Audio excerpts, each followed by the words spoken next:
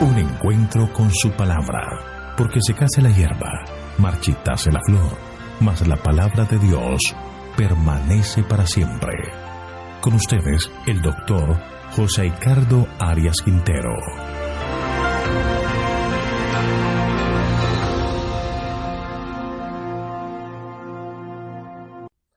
Hoy vamos a estudiar Isaías capítulo 59, Confesión del pecado de Israel.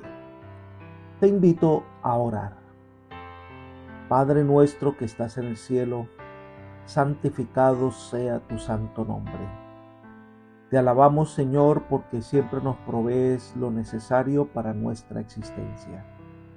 Oh Señor, pedimos la presencia de tu Espíritu entre nosotros para que al abrir la Escritura, el Santo Consolador pueda hacer su obra en nuestros corazones y darnos sabiduría y entendimiento para tomar tu palabra y aplicarla a nuestras necesidades más sentidas en nuestra vida.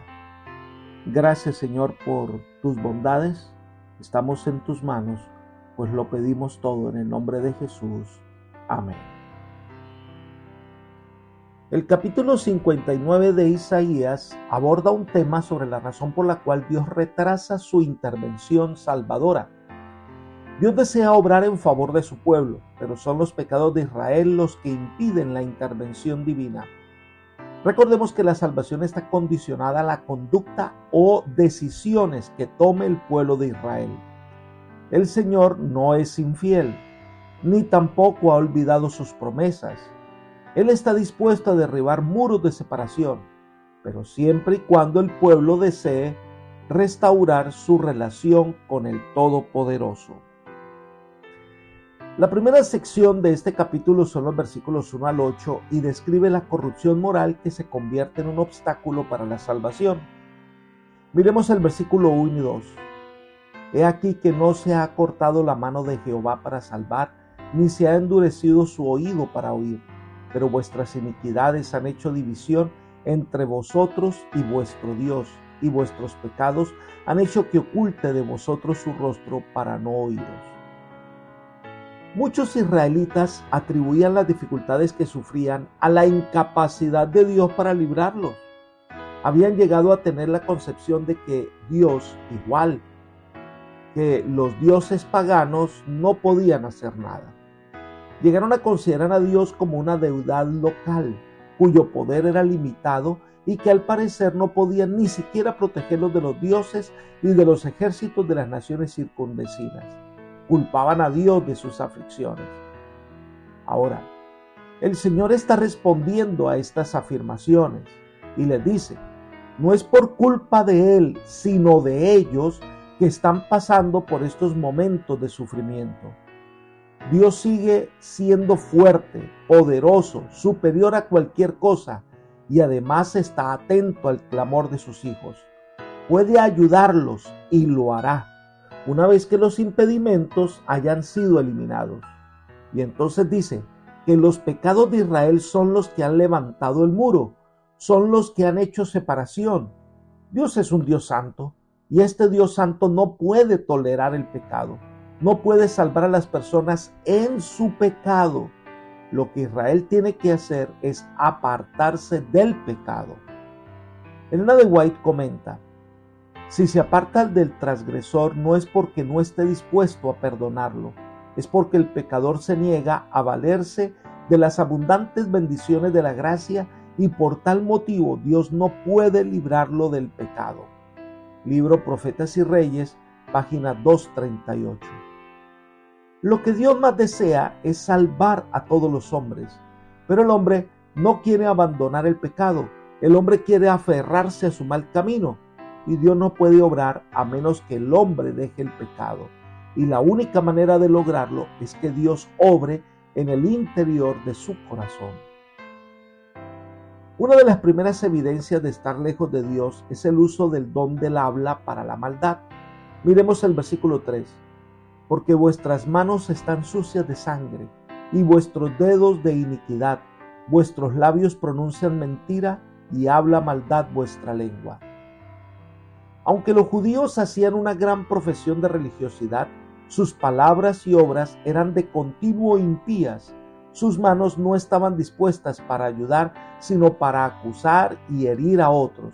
Sus labios no están para dar aliento, sino que hablan mentira, profieren palabras de engaño. Su lengua está dada a desviar la gente del camino del bien. Sigamos con esta descripción de los pecados de Israel en los versículos 4 y 5 del capítulo 59 de Isaías. Dice: no hay quien clame por la justicia ni quien juzgue por la verdad. Confían en la vanidad y hablan vanidades. Conciben maldades y dan a luz iniquidad.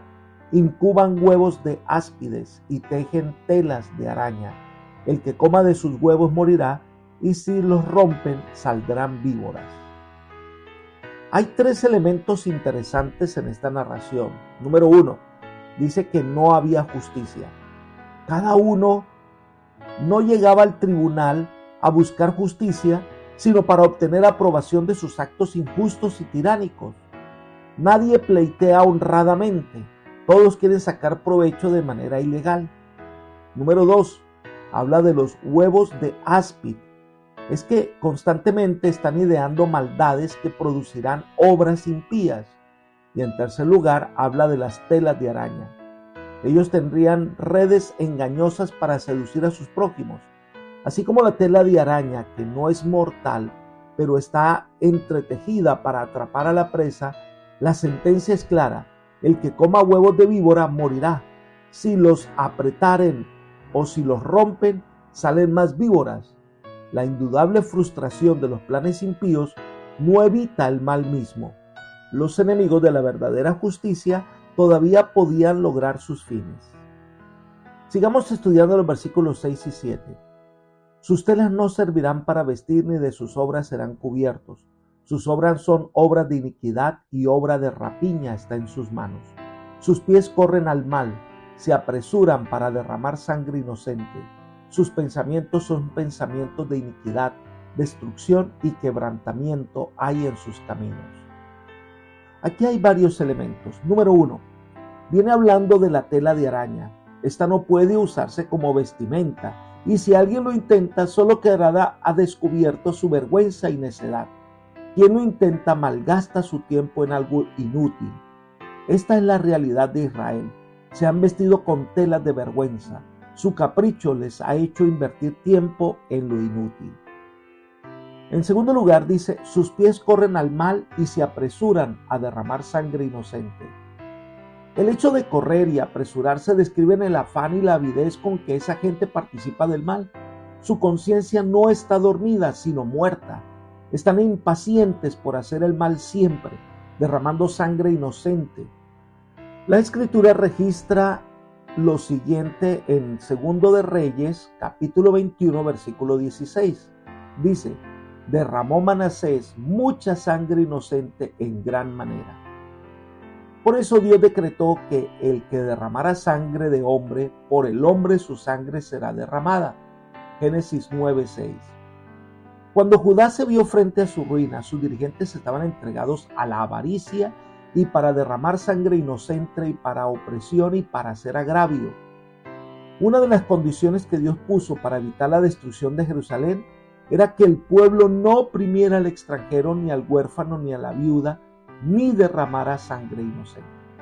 Así que la injusticia pues galopaba libremente por el territorio de Israel y la gente actuaba de una manera inconcebible. Número 3. Siempre la maldad de Israel se relaciona con la opresión al indefenso. Esto demuestra que se han entregado a la avaricia. Y número 4, habla de los pensamientos de iniquidad. Están imitando la naturaleza de los antediluvianos, de los que se dice que todo pensamiento de su corazón era de continuo al mal. Esta condición de Israel será la que prevalecerá en el mundo antes de la venida de Cristo. Elena de White nos ofrece la siguiente explicación. ¿Cómo era en los días de Noé? Vio Jehová que la malicia de los hombres era mucha en la tierra y que todo designio de los pensamientos del corazón de ellos era de continuo solamente el mal. Los habitantes del mundo antediluviano se apartaron de Jehová y se negaron a hacer su santa voluntad. Siguieron sus propias imaginaciones profanas e ideas pervertidas, y a causa de su perversidad fueron destruidos. Y hoy el mundo está siguiendo el mismo camino. No ofrece señales halagüeñas de gloria milenaria. Los transgresores de la ley de Dios están llenando la tierra de maldad. Sus apuestas, sus carreras de caballo, sus juegos, su disipación, sus prácticas concupiscentes, sus pasiones indomables están llenando rápidamente el mundo de violencia. Libro El deseo de todas las gentes, página 587. La quinta referencia de este pasaje es: destrucción y quebrantamiento hay en sus caminos. Los malos pensamientos engendran malas acciones. Cuando el mal ya ha llegado a la etapa de la acción, en buena medida son inútiles los esfuerzos para impedir que se realice. La única manera efectiva de impedir las malas acciones es transformar los pensamientos. Sigamos estudiando el capítulo 59 de Isaías. El resultado es que este tipo de acción es que nunca conocerán la paz. Miremos el versículo 8. No conocieron camino de paz, ni hay justicia en sus caminos. Sus veredas son torcidas. Nadie que por ellas camine conocerá la paz. La paz es el producto de pensamientos correctos y de acciones correctas. El pueblo de Dios goza de paz porque tienen paz en el corazón. Este es el remedio para la angustia y el infortunio del mundo. Pero lamentablemente este pueblo, rodeado del mal, un pueblo que se apresura a hacer lo malo, un pueblo cuyo pensamiento está dirigido solamente hacia hacer el mal, que le gusta la injusticia, que se goza en oprimir al pobre, pues este pueblo no conocerá la verdadera paz. Pero al parecer no todo está perdido. Hay ansias de salvación en el pueblo. Esto es lo que va en el capítulo 59, la sección que va del versículo 9 hasta el 11. Israel se da cuenta que la maldad no trae satisfacción, no llena el corazón de gozo. Miremos el versículo 9. Por esto se alejó de nosotros la justicia y nos alcanzó la rectitud. Esperamos luz y aquí tinieblas, resplandores y andamos en oscuridad. Este pasaje es bello en su expresión del estado ansioso de espera en que está el pueblo por la salvación y la justicia. El pueblo reconoce el estado de desolación espiritual en que se halla alejado de su Dios y siente sed de juicio y de justicia. El problema es que lamentablemente una gran parte quería disfrutar las bendiciones de Dios, pero sin un arrepentimiento sincero. Esto por su parte trae el desagrado divino. Ahora, hay muchos hoy que profesan piedad, que desean servir al Señor, pero que no quieren dejar sus malos caminos, y esto no es aceptado por Dios.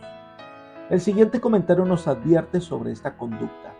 Dice: una gran cantidad de los que profesan ser siervos de Cristo no lo son en realidad. Están engañando sus almas para su propia destrucción. Mientras profesan ser siervos de Cristo, no viven en obediencia a su voluntad. Muchos, mientras profesan ser siervos de Cristo, obedecen a otro amo, trabajando diariamente en contra del maestro al que profesan servir. Intereses mundanos y egoístas ocupan el alma, la mente y el vigor de los profesos seguidores de Dios.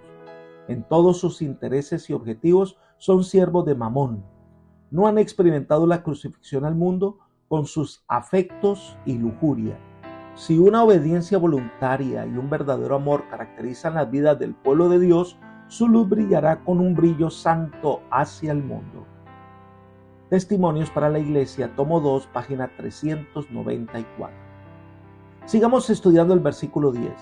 Palpamos la pared como los ciegos, andamos a tientas como los que no tienen ojos, tropezamos a mediodía como si fuera de noche, estamos en lugares oscuros como están los muertos. Este es el resultado de la transgresión. Los hombres rehúsan andar por el camino de la luz y de la justicia. Dios permite que les sobrevenga entonces la ceguera. Allí entonces transitan por los caminos que ellos mismos se han trazado, que son caminos de angustia y de perplejidad.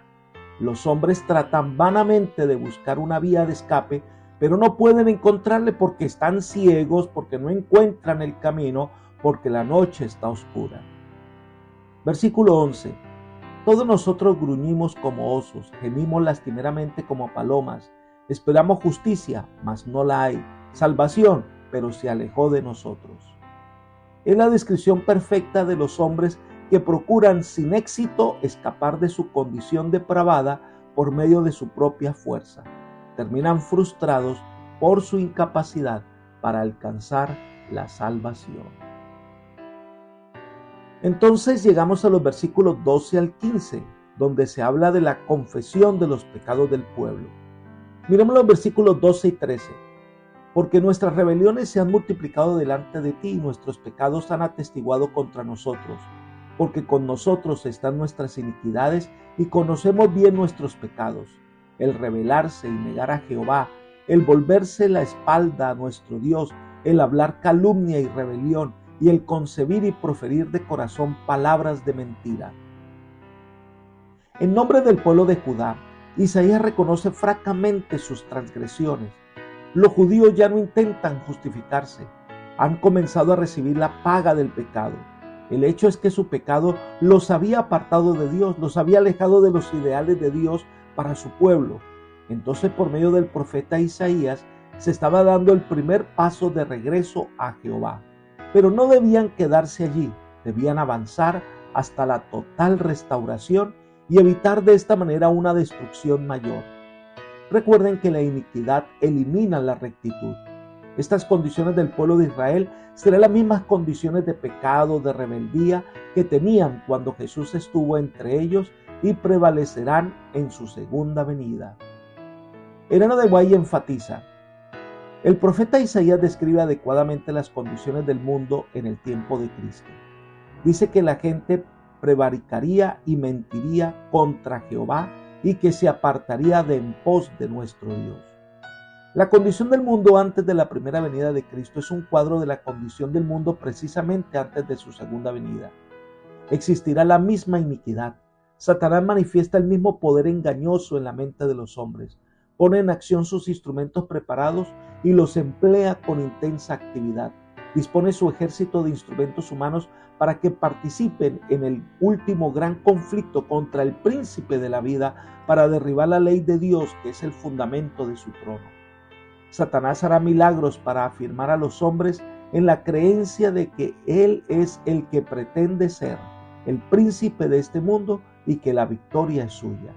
Empleará sus fuerzas contra los que son leales a Dios, pero aunque pueda causar dolor, angustia y agonía humana, no puede mancillar el alma. Puede afligir al pueblo de Dios como lo hizo con Cristo, pero no puede hacer que perezca uno de los pequeñitos de Cristo. El pueblo de Dios debe esperar en estos últimos días que entrará en lo más recio del conflicto, pues dice la palabra profética: el dragón se llenó de ira contra la mujer y se fue a hacer guerra contra el resto de la descendencia de ella, los que guardan los mandamientos de Dios y tienen el testimonio de Jesucristo. Esto está en la carta 43 del año 1895. Solamente quienes se refugian en el Señor podrán experimentar la verdadera salvación. Entonces sigue la confesión de las maldades de Israel, versículos 14 y 15. El derecho se retiró y la justicia se puso a distancia, porque la verdad tropezó en la plaza y la equidad no pudo llegar. La verdad fue detenida y el que se apartó del mal fue puesto en prisión. Esto lo vio Jehová y desagradó a sus ojos que hubiera perecido el derecho. El derecho, la justicia, la verdad habían sido abandonadas totalmente. La equidad y la integridad habían sido desterradas y no se atrevían a volver. Este es el resultado inevitable con una nación que da la espalda al Dios eterno y a la divina ley. Y enfatiza que Dios lo sabe, porque nada hay oculto a sus ojos. Esto significa que Dios está dispuesto a tomar las medidas necesarias para resolver el problema de su pueblo. Ahora, Dios interviene y es la sección del capítulo 59 que va del 16 hasta el 19. Miremos el versículo 16. Vio que no había nadie y se maravilló que no hubiera quien se interpusiese y lo salvó su brazo y lo afirmó su justicia. En el pasado, cuando el pueblo de Israel había cometido errores graves, no hubo ninguno que proporcionara alivio o detuviera el castigo como lo hizo Moisés o lo hizo Finés. Desde el punto de vista humano, la situación era desesperada. El socorro debía venir de Dios, tal y cual como ocurrió en Egipto o frente al Mar Rojo. Dios obraría por amor de su propio nombre y por amor de su pueblo abatido. Es la misericordia divina lo que impulsa al Omnipotente en favor de su pueblo, asediado por el enemigo. Versículos 17 y 18. Pues de justicia se vistió como de una coraza, con yelmo de salvación en su cabeza. Tomó ropa de venganza por vestidura y se cubrió de celo como con un manto, como para vindicación, como para retribuir con ira a sus enemigos y dar el pago a sus adversarios. El pago dará a los de las costas. Isaías describe a Cristo como un guerrero armado que entra en la lucha por la salvación del hombre. La coraza es una cubierta de metal que cubre el pecho y la espalda del soldado. El yelmo es la parte de la armadura que cubre y protege la cabeza y el rostro del soldado, y en algunos lugares era como una especie de casco con visera movible. Cristo mismo, como general del ejército del Señor, dirige sus escuadrones para defender a su pueblo. Su presencia aterroriza a las fuerzas del mal, pero vendrá también a ejecutar sentencia justa y proporcional de acuerdo a la culpa. Como iglesia tenemos la seguridad de salir vencedores en la batalla final, porque Cristo es quien interviene. Leamos el siguiente comentario. Tal es la escena que me fue presentada, pero la iglesia debe pelear contra enemigos visibles e invisibles y peleará. Agentes de Satanás en forma humana están en el terreno. Los hombres se han confederado para oponerse al Señor de los ejércitos. Estas confederaciones continuarán hasta que Cristo deje su lugar de intercesión ante el propiciatorio y se vista de vestidura de venganza. Los agentes satánicos están en toda ciudad organizando febrilmente en partidos a los que se oponen a la ley de Dios. Los que profesan ser santos y los que son francamente incrédulos se deciden por dichos partidos. Para los hijos de Dios no es el momento de ser débiles, ni por un instante podemos dejar de estar en guardia. Libro Joya de los Testimonios, tomo 3, página 225. En la crisis final, nuestra fuerza, nuestra confianza está en el Señor. Eso nunca debemos olvidarlo. Sigamos con el versículo 19. Y temerán desde el occidente el nombre de Jehová, y desde el nacimiento del sol su gloria, porque él vendrá como un río encajonado, impelido por el soplo de Jehová. Como es en el caso de Egipto, todas las naciones deberán respetar el poder y la majestad de Dios, cuando él se yergue para defender a su pueblo. La manifestación final de su poder en favor de su pueblo que hará que todos, desde un extremo de la tierra hasta el otro, reconozcan la soberanía de Dios. Indiscutiblemente se habla de la liberación del pueblo de Dios, tanto del Israel a salir de Babilonia, como al final del tiempo cuando el pueblo de Dios permanezca fiel al Señor, quien peleará por ellos y serán vencedores en la prueba final. Y llegamos al final del capítulo 59 de Isaías, que son los versículos 20 y 21, donde se presenta al Dios eterno como el libertador de Sión. Leamos. Vendrá el Redentor a Sión y a los que se vuelven de la iniquidad en Jacob, dice Jehová. Y este será mi pacto con ellos, dice Jehová. Mi espíritu que está sobre ti y mis palabras que puse en tu boca no faltarán jamás de tu boca, ni de la boca de tus hijos, ni de la boca de los hijos de tus hijos. Jehová lo ha dicho desde ahora y para siempre. Esta profecía se cumplirá en la segunda venida de Cristo. El Señor volverá entonces para salvar a su pueblo, los que han abandonado sus transgresiones y los que han aceptado a Él como Salvador personal.